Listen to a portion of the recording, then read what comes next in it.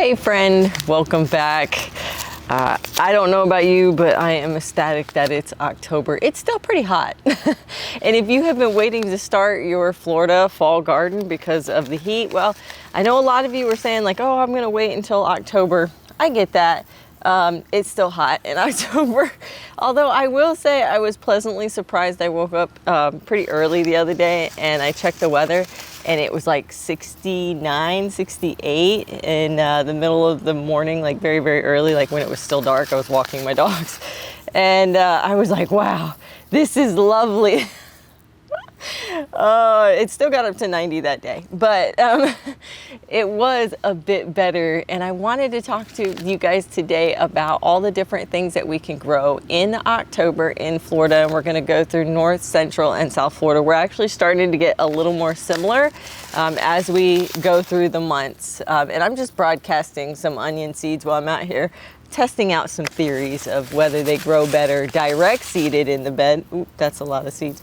Or if they grew better when I start them in trays. So we're gonna kind of do some broadcasting here while we talk. So first, let's start with North and Central Florida because we're basically on the same timeline. So we'll start out with roots. The roots that you can be growing are things like onions.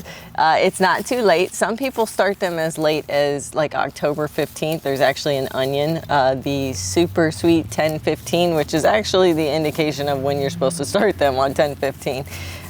So you can start them, although a lot of people start them, especially from seed, in October. But if you want to wait and you want to start them from starts or sets, you could do that in November, December at the latest. This would be the first month that I actually start carrots. I don't typically start carrots in September, although you can. I don't do it because I feel like they have a really hard time germinating in this level of heat. We still have this level of heat, you know, obviously it's a few degrees cooler. So personally, I just keep waiting until we're no longer getting 90 in the daytime. So where I'm at, it's like borderline. Like I'm still getting a couple of days where it hits 90 degrees, but most of my days are in the upper 80s. So I could try them, but I have a feeling that I'm probably gonna wait until I get a little further in the month and I have consistently no more 90-degree days. That's my own personal preference, but you can start them whenever. Put a cardboard or burlap or a wooden board, something on top of them to help keep the soil moist because things dry out really quick in this heat. You can also do turnips, rutabagas, radishes, all of those are in play as well. But know that if you start them now, it's gonna take them a little bit longer to form bulbs because they actually don't form their bulbs until they get cool enough temperatures. So they'll grow this great big huge plant but no bulb, and you might be wondering, like you'll be sitting in November or early December like, why don't I have bulbs? Well, it's because they won't form them unless it's cool enough. And if you're not in an area where it gets cool enough, then yeah, you'll have to wait on them. There's nothing wrong with it. The plant will just sit there and chill until it's time. And I almost forgot beets. Yeah, don't forget beets. Those are another one. They seem really long growing to me, but a little trick, guys, I learned this a couple of years ago. I've been trying to grow beets for forever. And 2 years ago, I was like, you know what? Everyone says don't put nitrogen on your beets, but my beets were just tiny. They never grew. They got this big and never grew. And so I was like, you know what? Everything is telling me I should put some nitrogen on them. So I added some Alaska's fish fertilizer to them every week for about 3 or 4 weeks. And suddenly they started forming bulbs, which goes against everything I know about beets, but it worked. And so I repeated it this year and it worked this last winter. And so yeah, I think it works. So if you have that problem where your beets stay super small or any of your root crops stay really super small, try giving them some nitrogen in the beginning. Brassicas, North and Central Florida. Brassicas are all in, every single one of them, all of them. So that's broccoli, cauliflower, cabbage, kohlrabi, kale, mustard.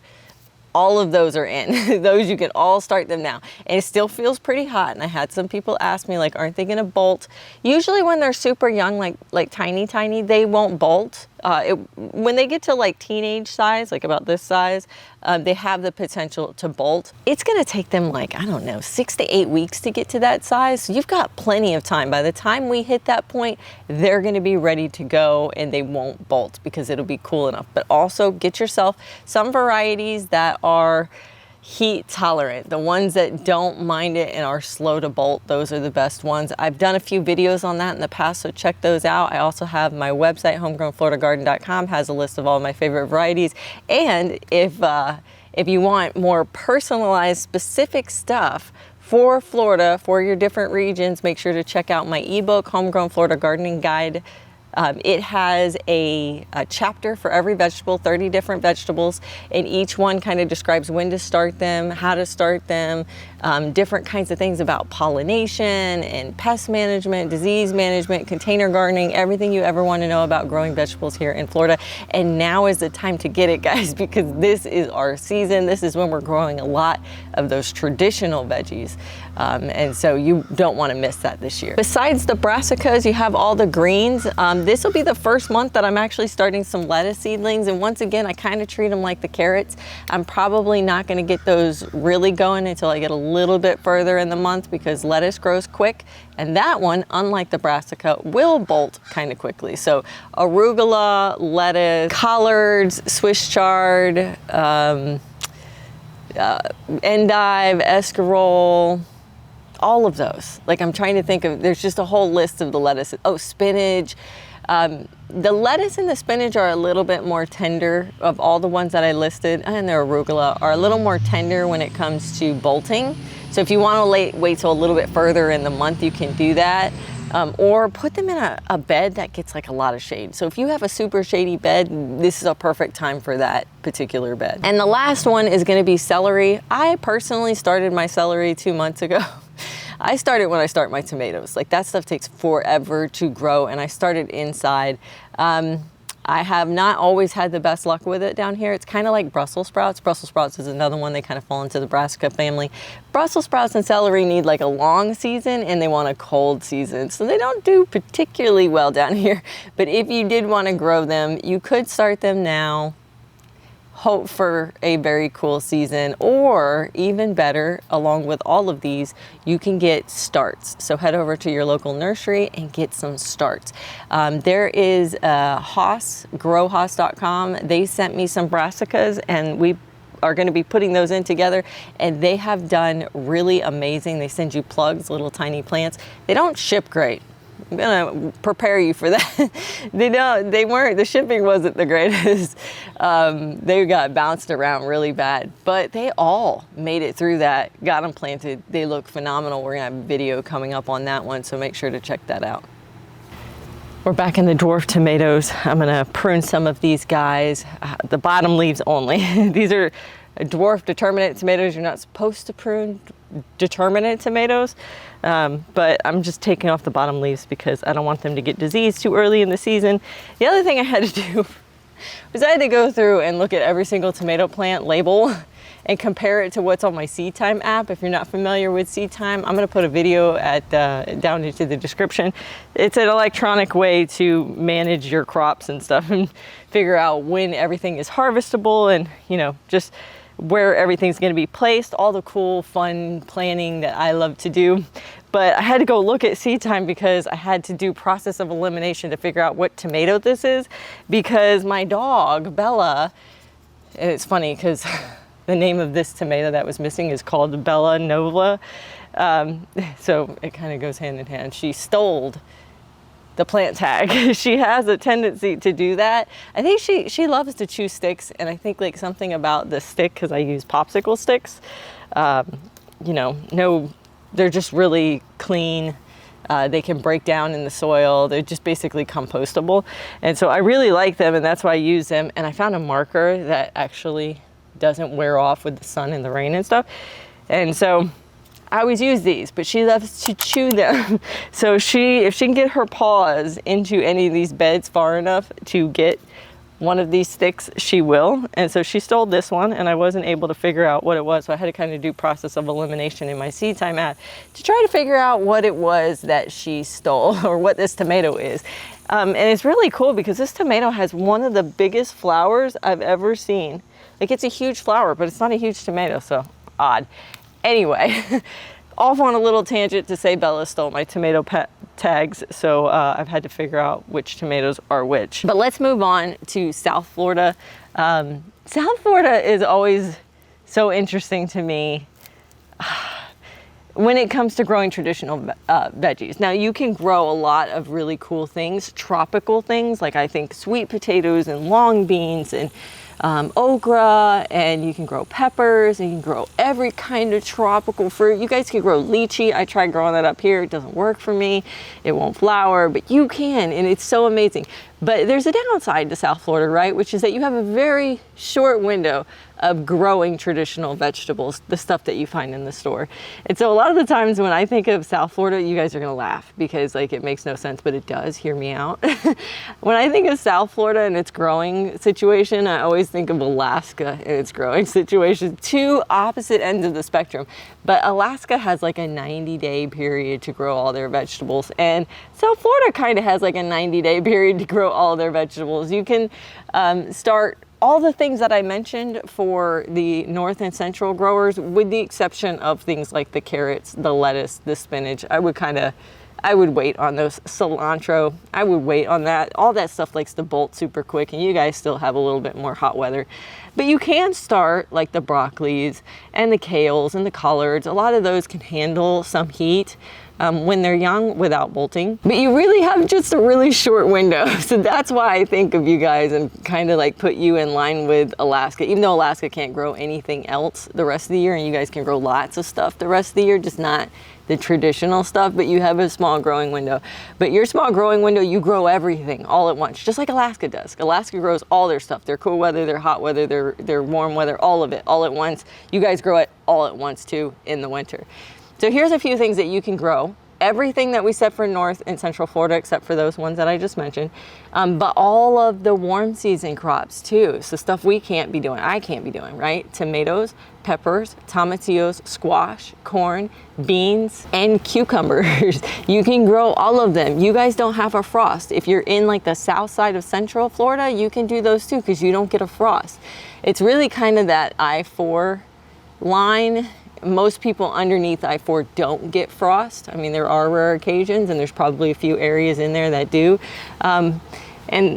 But you don't typically get frost. And if you don't get frost, these plants will grow during that time period. And so you can grow them. They are gonna grow slower because we are at a time of year when the sun is at its shortest number of days, so they're gonna grow slower. It's cooler at night, so they are gonna grow slower. But all in all, this is the time that you guys literally grow everything. So it's almost like everything is on the list, minus the short season cold crops. Lettuce, spinach, carrots, even though they're kind of long. And, you know, I would also put on there radishes. I'd probably hold off one more month before I start planting my radishes, unless you're growing daikon. If you're growing daikon, you could probably do those. Those have created roots for me even when we got, you know, into the 80s. So that's an option for you. Next up on the list, and this is gonna apply to North, Central, and South Florida, is going to be strawberries. Now I just got these in. They're from a new company. Not ready to share yet who they are. Had a little trouble with shipping. I have some that are dying off. I think part of that was my fault, so I'm not gonna blame the company on that one. But I got shorted some plants, and so they're working on correcting that now, and hopefully I can share it with you. It's a new company for me, so I don't know how I feel about them just yet. I might have to get another one. Oh, there's actually a strawberry on this one. Look, it already has a flower. I'm gonna take this off. This is too young. This is way too young. Now, I'm not one to take flowers off of plants. I usually, if they want to flower, I let them flower, but this is just too young. They're two babies. They just came up, so I'm not gonna do that. So strawberries, you usually get them as bare roots. We typically don't grow them from seed here because strawberries don't do so well through our summers. A lot of the time you get die off. Now I've grown Chandler, Brilliance, and Albion. I think Abicon, I never know how to pronounce that one. The Abalone, I never know how to pronounce that one. That one seems to make it through summer the best out of all of them, but I don't like the strawberries. Chandler, I get about 50% that make it through the summer, and then they produce runners, so I can usually repopulate the ones I lost based off the ones that have created runners. Brilliance is my absolute favorite strawberry. Favorite strawberry, without a doubt. I love that particular strawberry. I think it tastes amazing. The downside is they don't produce a lot of runners, and they do not do well through our summers. I've learned that. This is my second year in a row growing them, and they don't do well. Like, I lose about anywhere from 70 to 90% of my strawberries through the summer. So these guys are Chandler. I'm kind of going back to Chandler because I feel like it's about the best of both worlds. Like, I can still get a strawberry that I really like, and I can get some of them to live through the summer season and create runners to replace my plants. Right now, over the last like 3 years, I have been buying bare roots every single year, and I do like to perennialize some of my strawberries, but I'm having to repopulate them all, which is quite normal for Florida. It's quite normal to have to buy bare roots every single time. I had put a bunch of them in, and they all had some flowers, but then I had some dieback. I think that was my fault. I put them in shade for the first couple days, and I forgot about them, right? I put them in shade just to get them established and to let the water soak into the seed starting mix really well. But then I kind of forgot about them, and so they had like no sun for like a week and a half. So they had leaves, and then the leaves died off. So I'm like, oh, fingers crossed. I brought them over here. This is about 50% sun. This is all morning sun until about 2 o'clock, and then no more sun. And so they'll get some shade. But I'm hoping that the ones that died off might come back. Do you think they will? I don't know if that's never happened to me before, where I've had die off, where they've had leaves and then I had die off, and then I don't know if they come back or not. So we're gonna learn that together. Otherwise, I'm gonna have to go buy more, which is not a bad thing, honestly, because I really want to test out this company to see if I can recommend it. And it wouldn't be a bad thing for me to get another round from them and see how it does, you know? So strawberries, definitely get some bare roots. They will start selling them anywhere from now all the way until the end of November, and then you can start finding live plants in November and December. So if you didn't want to do bare roots, because they are a little tricky, if you wanted to go with live plants, you might need to wait another month before you can get those. They just aren't as popular. You're not going to find them in as many nurseries or stores yet. Now we've gone through all of the things that you can grow. Let me walk you around the garden and show you exactly what's growing in my garden so that you can see what you can expect if you're following along in the same plan that I follow of starting my seeds. So we're gonna start out with these 4 beds right here over my shoulder. The first one is these peanuts. They're just about ready to be pulled. You can see that I'm starting to have some die off on the tops of the leaves. I'm getting some yellowing and darkening of the leaves. I could wait till these die all the way back, but honestly, I need this bed. Another thing that is just shocking me is this guy right here. These are 2 pepper plants. Look how tall they are. They're basically like little trees, and they are producing peppers once again. They were producing the entire summer, but they were kind of small and they weren't super productive, but now they are exploding again. I put down a little bit of the Whitwam Micro Plus because I was seeing a lot of this type situation with the yellowing and the dying off of some of the leaves. But now as you head up higher to the new growth, it's really, really good. So I think that Whitwam's Organic really helped. Across the way here, I have our tomatoes that we put in together. Look how much they have grown. They have gotten really big, and I've got a lot of flowers. I have my first set of tomatoes over there on the Sun Golds. I'm really excited to try those. Believe it or not, I've never grown Sun Golds before. Everyone tells me they're absolutely delicious, so I'm excited about that. Then over here, I have a few more of the tomato plants that we put in together. You can see they've gotten even bigger. I've had to extend the trellises to make them a little bit taller. And if we swing around, we have more tomatoes. Once again, all of these are flowering, and I'm starting to get my first sets of fruit on these guys. And these are all dwarf determinants with the exception of that one on the far corner there. That is, I'm growing 3 paste tomatoes this year. The 10 Fingers of Naples, the San Marzano, and the Romas, because I want to compare them. The rest of these beds have a various amount of different kinds of, you know, our brassicas, our greens, our beans, the potatoes we planted, some flowers, some herbs. But those, none of them are even close to being ready. And then right here, I have some of the turmeric that I love to grow. I put some in the bed, and I also have some in the pool cage in there, turmeric and ginger. Over here, way down there, and then right here, we have our blueberry plants. Some are doing better than others. I really just have one that's not doing super great, which is right there. And those are all gonna need to come and be put into sunlight soon. They've been in a shady spot. Then I have a lot of my herbs that are growing really well. I've got some basil, some garlic chives, mint, lemon balm, oregano, all the good stuff in the little tiny Tim tomato that we put in together. Then we're gonna swing over here and take a look at our sweet potatoes. These are actually starting to die off. I've never had that happen before in our area. They don't typically die off. I've got some green leaves on the bottom, but mostly kind of like a yellowish color. It's weird. But these, I think we're gonna harvest these together this week. We head over this direction, you can start to see that the fruit trees are starting to think that it is fall because it is, right? They're gonna start losing their leaves. And I've had some questions, oh, my tree's losing its leaves or it's turning yellow, should I be concerned? Absolutely not, this is normal for them. Same thing is happening to my figs. I'm not sure if this is a disease or if this is die off from fall, but it seems to be happening to all the leaves. The sherbet berry is almost done producing. It looks like we have a few flowers right there that might turn to fruit. The plum is looking great. I'm gonna have to trim that up this winter. Oh, we had a cocoon. There was some little animal was right there. Huh. And then the elderberries, very sparse, but I have more up there that I am letting ripen, and then we'll take those down. The plum in the pot is not really doing that well. I mean, I never expected it to live for this many years in the pot. I only kept it to be a scion or cuttings for this plum tree so that I could fuse onto it, which I have done. I have 2 fuses. This is one where I fused it right there. And then I have another one over there that I did some grafting on. And that's to try to create 2 plum trees in one so that they can pollinate each other, and I only have the 1 space. So hopefully that plum in a pot doesn't die yet. And then we have our loquats that are flowering. I have to cut back the blackberries here soon.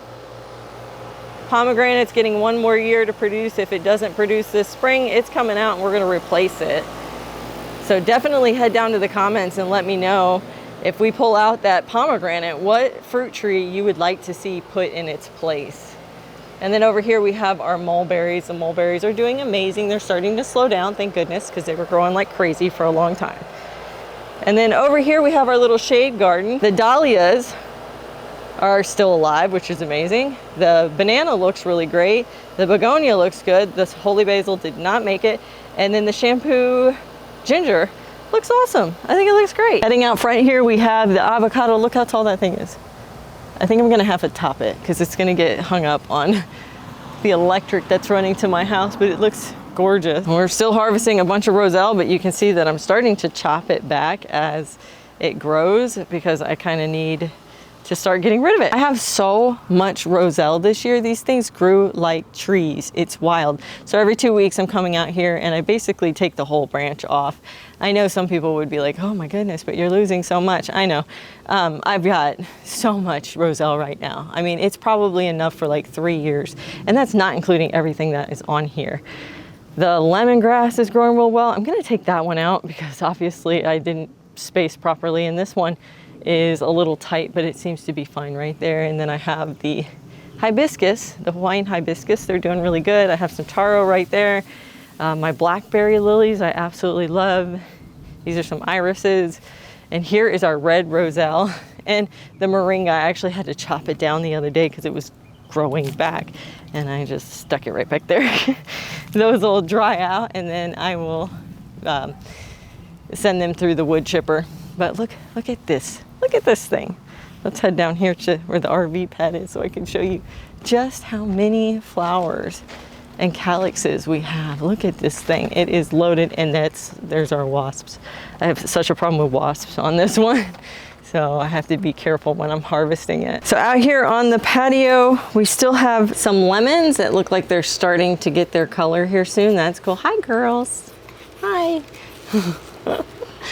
Then we have our seedlings. All of them are kind of struggling because it is so hot, but they will get shade here in just a little bit and then they'll be ready to go. Look at these baby jaboticabas I have.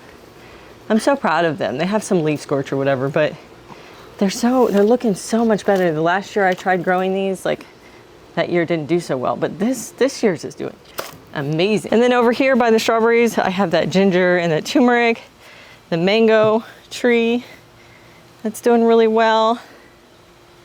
The mandarin orange is not the best shape. I gotta work on that. And then over here, we have the banana. This is a 2-year-old banana, still never fruited. If we make it through spring and it has no fruit, this guy is getting replaced. For a while there, I thought that maybe it's just too cold in my area of Florida, but then I've heard like people growing these things up in North Carolina. So I did a lot more research and I found some dwarf varieties that can handle the cold in my area without dying back. So we're gonna give those a try. I think they're Namwa. Have to look up the name, but I believe that they're Namwa, and I think that they're a smaller dwarf. So we're gonna replace that guy, if he doesn't fruit by spring, with some Namwa. Hope this gave you an idea of everything that you could be growing in your Florida garden. Guys, get out there. I know it feels hot, but it's not too hot to be starting your garden. It is the perfect time, and by the time these plants are mature, you're gonna have an amazing harvest and you won't be too late. Trust me on this one. Happy gardening.